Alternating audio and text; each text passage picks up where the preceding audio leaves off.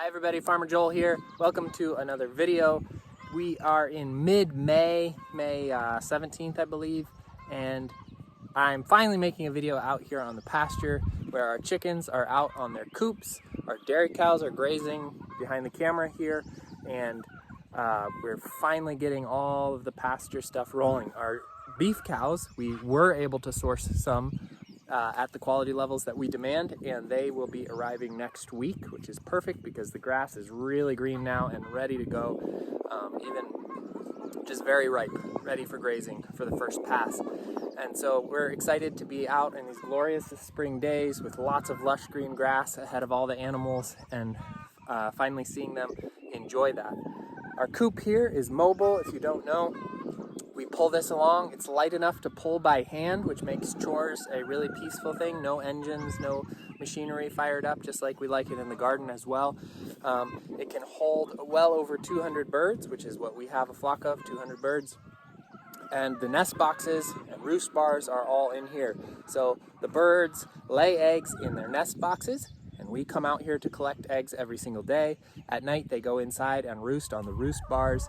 They've got this netted electrified fence around them, which keeps them in most of the time, and not only keeps them near their coop, which they've imprinted on as their home, even though it rolls throughout the pasture, but it also keeps ground predators out, which is also important because chickens are pretty vulnerable creatures. So we want to keep them well protected.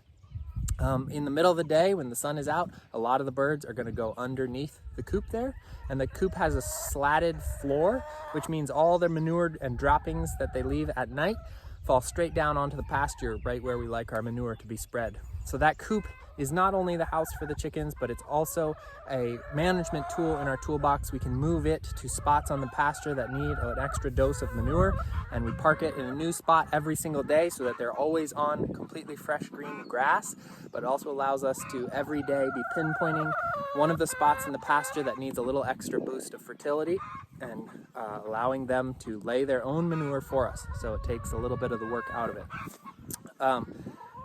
These birds are really enjoying it. You can see them there in the tall grass moving around, foraging for food. A fair amount of their diet can come from the grass. They still have grain ration out here in troughs, which is organic grain that is grown by a guy in our area.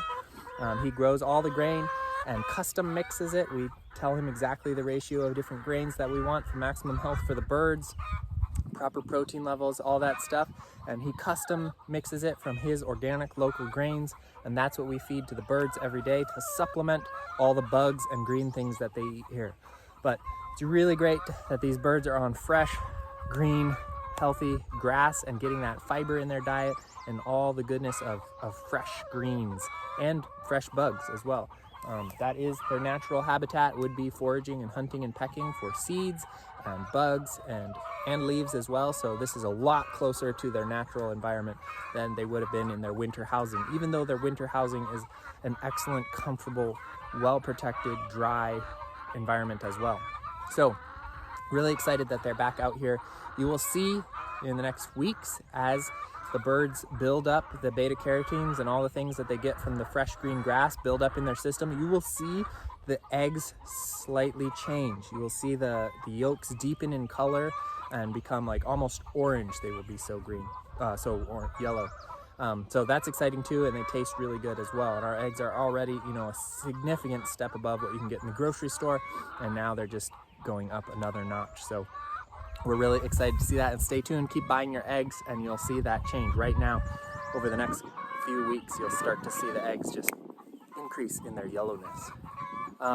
Cows are also out on the pasture grazing, and we're really glad for that. They are eager to have that fresh green grass, and it makes a big difference for their health as well. So just really excited that all the animals are finally on pasture. And next week's video, hopefully I'll be able to show you the beef cows, which are arriving early next week, and they will begin grazing on one of our other pastures.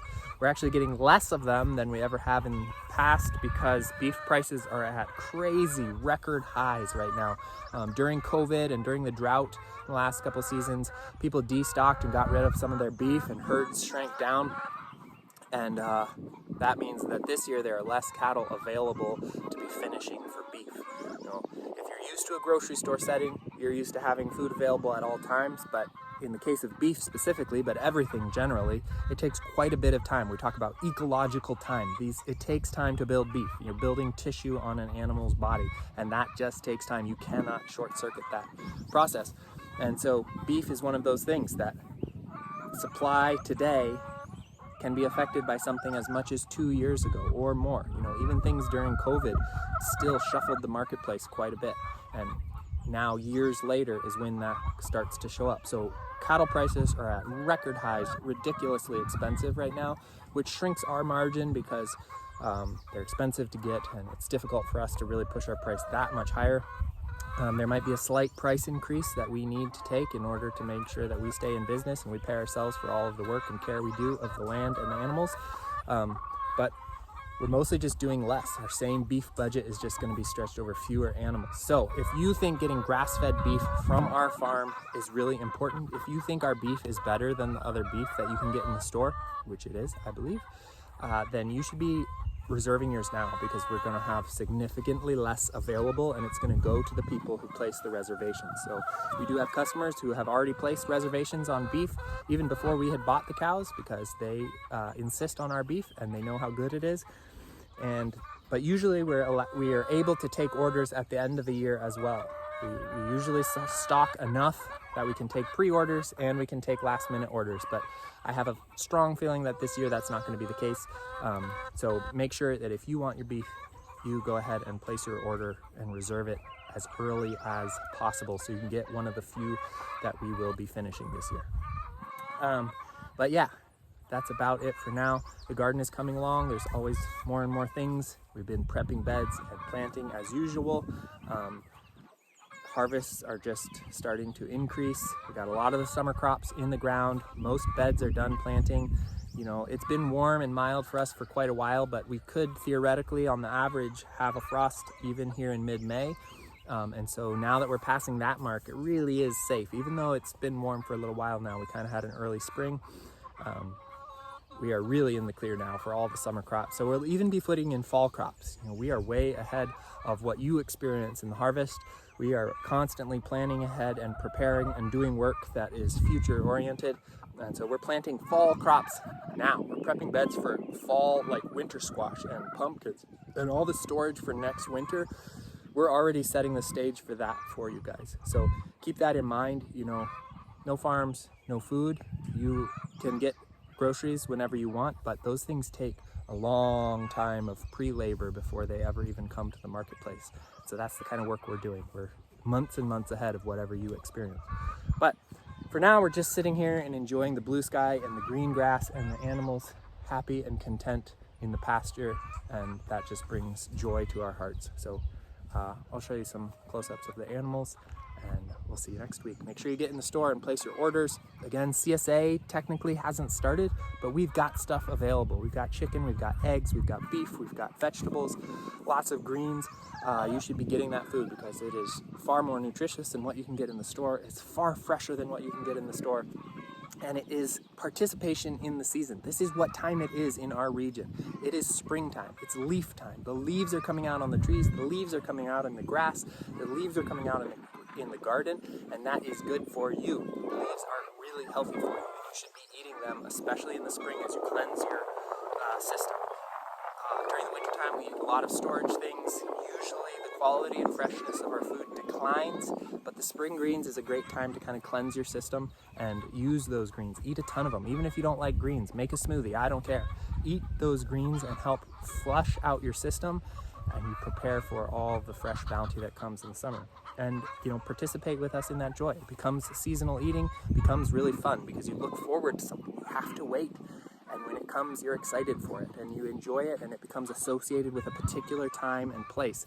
And that's why we love seasonal eating, and we encourage you to participate in that as well, because it makes your food and your year just more dramatic, and more things to look forward to, and more things to finally relish in once they're here, and to say goodbye to for a time when they leave. But that's all good practice for your emotional health as well, so participate. Get in the store, place your orders, and get ready for the eggs to deepen in their color and become those awesome deep yellow pastured eggs that are so good. Thanks for watching, and I'll talk to you next time.